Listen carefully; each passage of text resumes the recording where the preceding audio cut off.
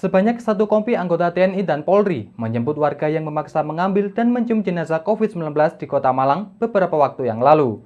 Warga yang dijemput petugas ini akan dilakukan tes swab dan diproses hukum atas perbuatan yang dilakukan.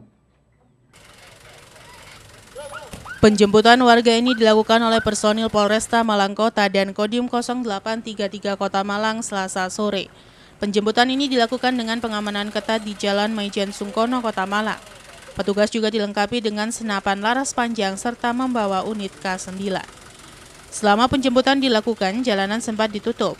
Hal ini karena rumah warga yang kini berstatus saksi tersebut berada di area pinggir jalan. Tidak ada perlawanan berarti saat penjemputan dilakukan. Satu warga yang sebelumnya sempat membuka kantong jenazah dan mencium jenazah COVID, langsung dibawa personil dengan APD lengkap menuju Mako Polresta Malang Kota. Kapolresta Malang Kota Kombes Pol Leonardo Simarmata mengatakan, penjemputan warga ini dilakukan untuk menyelamatkan warga tersebut, mengingat jenazah yang dicium terkonfirmasi positif COVID-19. Namun hingga saat ini, warga yang juga kerabat almarhum pasien COVID tersebut belum menjalani tes swab.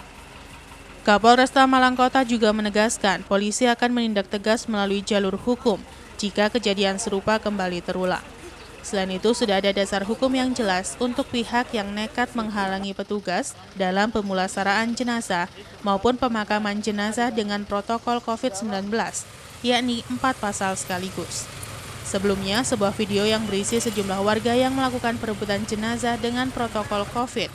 Dalam kejadian yang terekam kamera video tersebut, juga terlihat seorang pria membuka kantong jenazah dan mencium jenazah tersebut. Video tersebut kemudian menjadi viral di media sosial. Ya, hari ini kita bersama dengan Kodim 0833 dan juga dari Polresta Malang Kota, kita melakukan operasi kemanusiaan ya, sekaligus juga penegakan hukum kepada masyarakat yang kemarin mencoba mengambil paksa jenazah, lalu juga sempat mencium jenazah di rumah sakit. Meskipun pada akhirnya kita sudah lakukan juga pemakaman secara protokol COVID. Tetapi hari ini kita ingin menyelamatkan yang bersangkutan, yang kemarin mencium jenazah.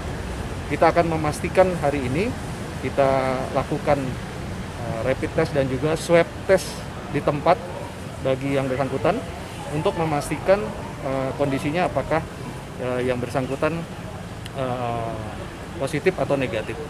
Lalu kita juga akan lakukan 3T ya, tracing, tracking dan juga treatment kepada yang lain ya, yang mungkin berkomunikasi kemarin ada di lokasi ya, kita akan lakukan 3T. Lanjut yang berikutnya kami juga akan lakukan penegakan hukum. Karena ini ada undang-undang ataupun juga yang dilanggar dari yang bersangkutan, baik itu pasal 212, 214 ayat 1 ya, melawan petugas yang sedang melakukan tugas ya. Lalu juga melanggar juga undang-undang pasal 93 Undang-Undang Nomor 6 tahun 2018 tentang karantina ya, tentang karantina. Ini menghalangi petugas ya pada saat melakukan tugas. Lalu juga kita juga kenakan ke pasal Undang-Undang 4 tahun 84 ya, tentang wabah penyakit menular ya, tentang wabah penyakit menular. Tapi yang terpenting bagi kami sekarang adalah kita memastikan bahwa yang bersangkutan ini nanti negatif. Kalaupun nanti hasilnya positif, maka kita harus segera lakukan upaya-upaya treatment bagi yang bersangkutan. Apakah isolasi mandiri ataupun langsung dirawat di rumah sakit. Ada berapa warga yang diamankan? Kemudian tadi kan personilnya juga banyak komandan. Ya. Pesan apa yang ingin disampaikan untuk masyarakat nanti? Ya, yang diamankan 1 orang yang kemarin mencium jenazah. Yang kedua, pesan yang ingin kami sampaikan untuk masyarakat tidak melakukan hal-hal yang melanggar hukum. Percaya kepada medis maupun rumah sakit yang menyatakan bahwa yang bersangkutan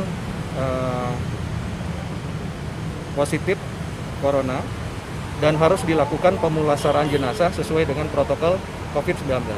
Mohon ini dipedomani dan dimengerti oleh masyarakat, dan masyarakat saya minta jangan untuk mengambil paksa jenazah.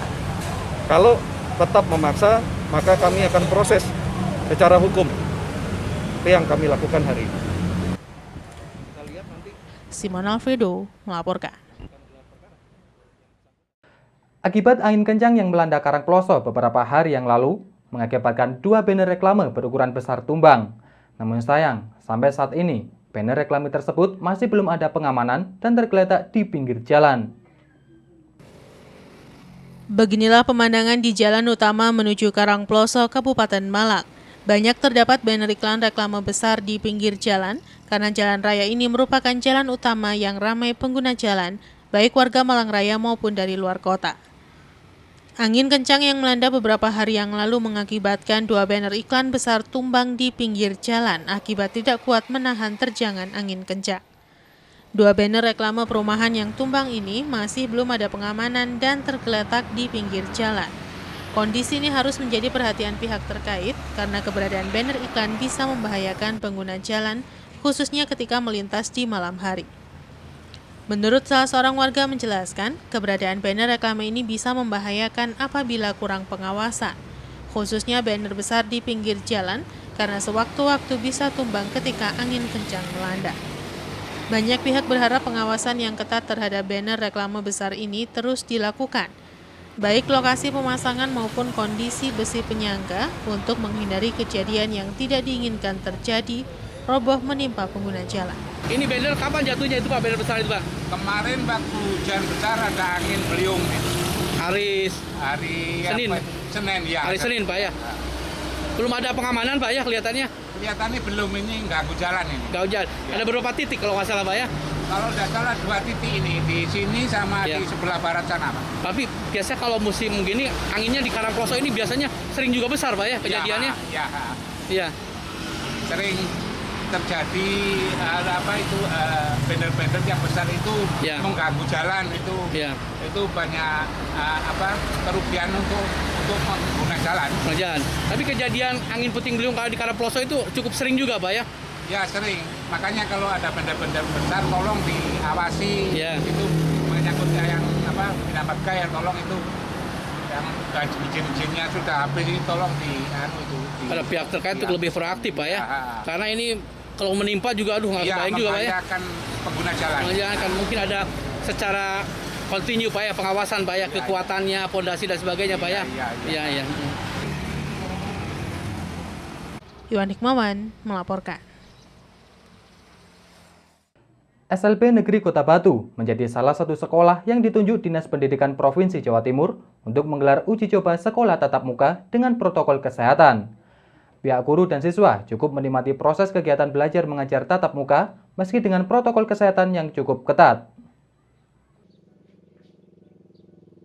Setelah 5 bulan berlalu, kegiatan belajar mengajar atau KBM di Sekolah Luar Biasa Negeri Kota Batu dimulai lagi. Pasalnya, SLBN Kota Batu menjadi salah satu sekolah yang ditunjuk oleh Dinas Pendidikan Provinsi Jawa Timur untuk menggelar uji coba sekolah tatap muka. Pihak sekolah memodifikasi sekolah sesuai dengan protokol kesehatan COVID-19. Sejumlah petugas sekolah disiapkan untuk melakukan penerapan protokol kesehatan. Di gerbang masuk ada guru yang bertugas untuk mengingatkan penggunaan masker. Siswa wajib antri dan menjaga jarak sebelum memasuki sekolah. Seluruh siswa wajib cuci tangan sebelum absen. Sejumlah guru disiapkan untuk melakukan pemeriksaan suhu tubuh siswa. Tak hanya itu, seluruh siswa juga mendapat paket masker, hand sanitizer, sabun cuci tangan, face shield, dan juga himbauan agar disiplin menerapkan protokol kesehatan di masa pandemi COVID-19. Kepala Sekolah Luar Biasa Negeri Kota Batu Siti Muawana Maryam menjelaskan, uji coba sekolah tatap muka sebenarnya menyasar siswa SMA SMK saja, sesuai arahan Dinas Pendidikan Provinsi Jawa Timur. Namun karena desakan orang tua siswa dalam uji coba pembelajaran tatap muka juga melibatkan siswa dari tingkat SD dan SMP, agar mereka paham dan mengerti aturan sekolah selama pandemi COVID-19 dengan penerapan protokol kesehatan. sebagai upaya untuk mendisiplinkan para siswa agar terhindar dari penyebaran virus corona. Meskipun selama pandemi kegiatan belajar mengajar dilakukan dengan cara daring, namun hampir seluruh siswa dan orang tua siswa mengeluh kesulitan belajar. Mengingat memang sulitnya perlakuan pendidikan untuk anak berkebutuhan khusus, sehingga guru dituntut kreatif memberikan pembelajaran bagi siswa berkebutuhan khusus, tak terkecuali kunjungan langsung ke rumah siswa. Sementara itu dari pantauan di kelas, pihak guru dan siswa cukup menikmati proses kegiatan belajar mengajar tatap muka, meski dengan protokol kesehatan yang cukup ketat. Guru yang memberikan pembelajaran langsung kepada siswa dibekali dengan alat pelindung wajah atau face shield. Namun penggunaan masker terpaksa tidak dilakukan bagi siswa tuli karena anak tunarungu membutuhkan pengamatan gerak bibir untuk memahami materi yang disampaikan. Sejumlah siswa nampak senang bisa bersekolah lagi dan bisa bertemu teman serta guru mereka. Uji coba KBM tatap muka ini disambut apresiatif oleh orang tua siswa yang merasakan kesulitan memberikan pembelajaran pada anak-anak mereka yang memang memiliki kebutuhan khusus. Orang tua siswa berharap agar kegiatan belajar mengajar tatap muka segera normal, sehingga anak-anak mereka yang memiliki kebutuhan khusus bisa belajar dengan baik dan benar. Rencana uji coba KBM tatap muka ini sendiri akan dilakukan selama 14 hari ke depan, dengan pembatasan jam belajar maksimal 4 jam saja di kelas. Kemudian akan dievaluasi dan disempurnakan sesuai dengan kebiasaan baru di era new normal.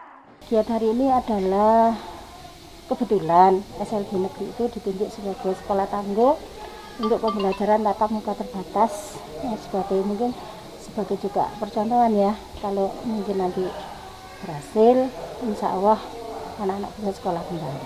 Kalau yang di Batu itu ada 3 sekolah yang saya baca dari nota dinas, SLB Negeri Batu, SMK Negeri 2, dan Al-Izah. Itu perintah dari provinsi apa? Dari nota dinas provinsi turun melalui cabang dinas ke sekolah. Ya. Kalau di SLB sendiri Bu, yang dilibatkan mulai siswa kelas berapa? Kalau di SLBK itu sebenarnya kan uji coba SMA.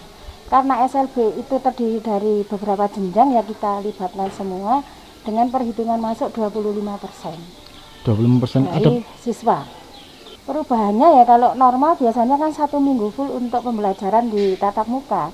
Tapi untuk ini 2 hari di sekolah kita sih karena biar liburnya nggak terlalu lama, anak-anak nggak bertemu terus. Jadi 1 hari masih, 1 hari libur. Ini ada 3 shift untuk anak-anak biar semuanya merata masuk semua. Yanto Yancung melaporkan. Terima kasih Anda masih bersama kami dalam Info 7 Malang Raya. Dalam rangka memperingati HUT Kemerdekaan RI ke-75, Kepolisian Resort Kota Batu menyalurkan bantuan sosial kepada 3 pondok pesantren, yayasan se-Kota Batu, dan petugas kebersihan di wilayah Jalan Diponegoro, Kota Batu. Bantuan sosial tersebut sebagai wujud kepedulian Polres Batu dengan warga terdampak COVID-19. Sebanyak 250 paket sembako dari Kepolisian Resort Kota Batu dibagikan kepada 3 yayasan serta pondok pesantren dan petugas kebersihan di wilayah Jalan Diponegoro, Kota Batu. Paket sembako yang dibagikan tersebut sebagai bentuk wujud kepedulian Kepolisian Resort Kota Batu di hari peringatan kemerdekaan Republik Indonesia di tengah pandemi COVID-19. Pembagian langsung dibagikan oleh Kapolres secara simbolis kepada petugas penyalur bantuan sosial kepada masyarakat yang membutuhkan dengan cara door-to-door ke masing-masing tujuan. Diharapkan bantuan sosial dari Kepolisian Resort Kota Batu bisa mengurangi beban ekonomi warga di tengah pandemi COVID-19 dan bermanfaat untuk semua masyarakat yang menerimanya. Jadi pada pagi hari ini kita laksanakan pendistribusian bakti sosial Polri dalam rangka ini masih rangkaian peringatan hari ulang tahun ke-75 kemerdekaan Republik Indonesia tahun 2020. Pada hari ini seluruh jajaran Polres-Polres serentak melaksanakan bakti sosial mandiri, jadi masing-masing Polres yang melaksanakan. Pada kesempatan kali ini Polres Batu akan mendistribusikan paket sembako sebanyak 250 paket khususnya kepada panti asuhan yang ada di wilayah Kota Batu, termasuk Panti Wereda, kemudian juga petugas-petugas kebersihan yang ada di Kota Batu. Mudah-mudahan dengan semangat kemerdekaan ini bisa menjadi kontribusi yang bermanfaat bagi masyarakat, terutama di tengah wabah pandemi yang saat ini sedang terjadi. Yanto Yanjung melaporkan. Membantu para siswa yang terkendala belajar daring karena berbagai keterbatasan, Komite Sekolah SMPN 21 dan SMPN Polehan Kota Malang memberikan bantuan handphone dan kuota internet. Diharapkan dengan bantuan ini, para siswa bisa belajar di rumah dengan baik sesuai prinsip pendidikan untuk semua. Kegiatan penyerahan bantuan fasilitas untuk belajar secara daring oleh Komite Sekolah SMPN 21 dan SMPN Polehan Malang ini merupakan bentuk kepedulian komite sekolah, pihak sekolah, dan juga para donatur agar para siswa yang terkendala fasilitas selama belajar secara daring di rumah bisa belajar dengan baik sesuai dengan prinsip pendidikan untuk semua. Di SMP Negeri 21 dan SMP Negeri Polehan ini terdapat beberapa siswa yang terkendala belajar secara daring, baik akibat keterbatasan handphone, kuota internet, maupun sinyal. Melihat kondisi tersebut, komite dan pihak sekolah akhirnya berhasil mengumpulkan dana untuk penyediaan fasilitas belajar daring untuk 25 siswa yang terdiri dari handphone dan kuota internet. Pada acara penyerahan diawali dengan sambutan Kepala Sekolah, Dr. Haji Hendro Guntur MPD, yang menjelaskan di SMP Negeri 21 telah dilaksanakan workshop pembelajaran daring kreatif untuk para guru pengajar, dan berharap proses belajar mengajar secara daring bisa terus berjalan dengan baik di era tatanan menuju kehidupan baru. Setelah melaksanakan BDR ini, terdapat beberapa siswa yang ternyata tidak memiliki baik itu handphone, laptop, dan sebagainya. Sehingga bekerja sama dengan orang tua, paguyuban, dan komite sekolah, maka diadakanlah peduli kepada BDR online ini di SMP 21 dan Polehan, sehingga alhamdulillah pada hari ini kita akan menyampaikan komite peduli terhadap siswa yang sementara ini belum berhasil atau belum sukses dalam BDR-nya di rumah. Dengan demikian, maka kerjasama ini sangat penting sekali, karena untuk BDR online ini dibutuhkan kerjasama yang baik antara orang tua, kemudian paguyuban, komite, dan sekolah. Karena kita berprinsip education for all, pendidikan untuk semua, sehingga peduli terhadap siswa yang untuk belajar online ini sangat bagus sekali, tidak membeda-bedakan mana yang punya atau yang tidak. Sehingga harapannya dengan semua siswa bisa memiliki gadget maupun sarana-prasarana untuk BDR online, maka siswa tetap dapat menjalankan tugas-tugasnya akademik dengan sebaik-baiknya. Sementara dalam sambutannya, Ketua Komite Sekolah SMP Negeri 21 dan SMP Negeri Polehan, Dr. Hewan Nugroho NPMP, mengucapkan terima kasih kepada komite, paguyuban wali siswa, para donatur, dan pihak sekolah yang telah bekerja sama dengan baik selama ini sehingga bisa membantu para siswa agar dapat belajar dengan baik dan lancar. Dari pemantauan kami, baik dari komite maupun dari sekolah, ternyata ada beberapa kendala yang terjadi di lapangan. Di antaranya adalah untuk anak-anak dari keluarga yang prasejahtera ini ternyata kendalanya adalah sarana maupun sarana maupun prasarana dari kegiatan daring ini. Mereka banyak yang tidak punya alatnya, smartphone-nya, atau bahkan untuk beli pulsa itu enggak ada.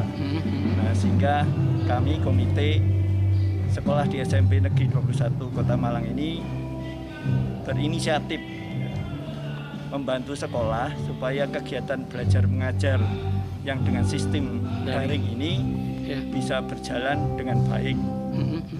Di antaranya kita melakukan survei kendala itu terjadi karena apa? Yeah. Kita datangi untuk murid-murid yang bermasalah di kelas gitu. Yeah. Dan ini informasinya dari wali kelas.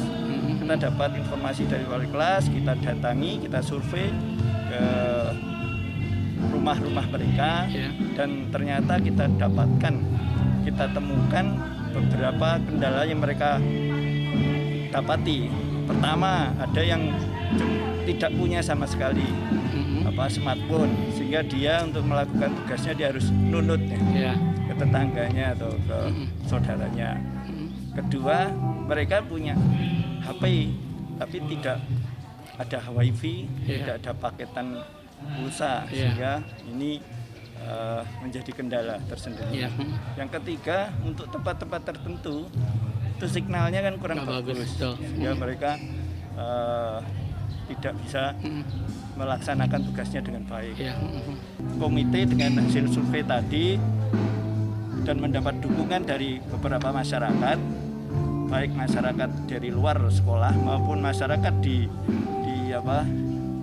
wali murid sendiri, dapat dukungan sehingga kita bisa menggalang dana, dan ini kita merupakan berupa barang bantuan kepada siswa-siswa yang bermasalah tadi. Nah, bantuan ini sesuai dengan apa yang menjadi kendala mereka. Misalnya nggak punya smartphone, kita kasih smartphone.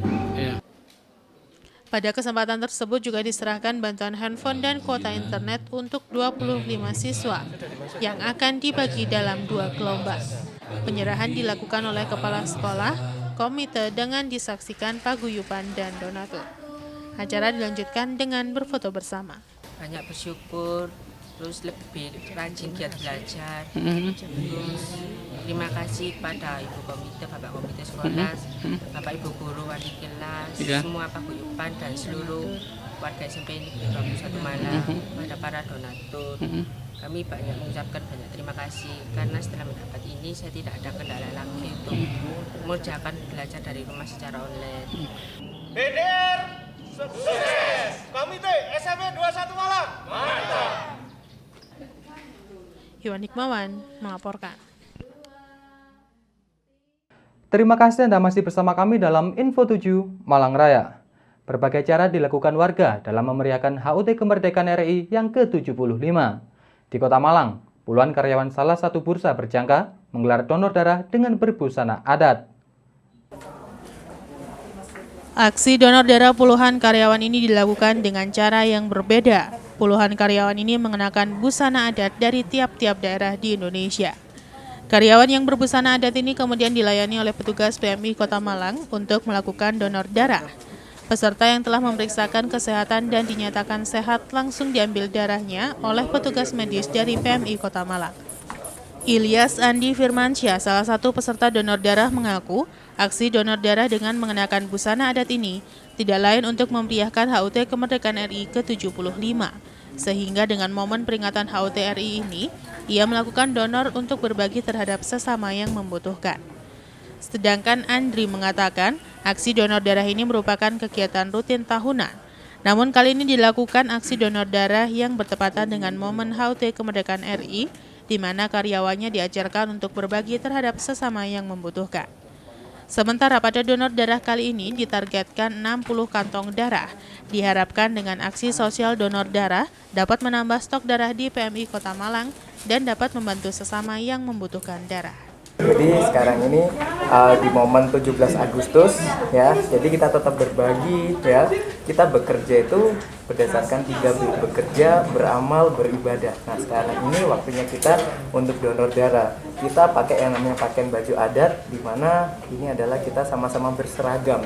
Jadi antar daerah, antar suku kita satu padankan untuk di sini semua. Ya, jadi intinya adalah satu, yakni sama-sama berbagi. Simon Alfredo melaporkan.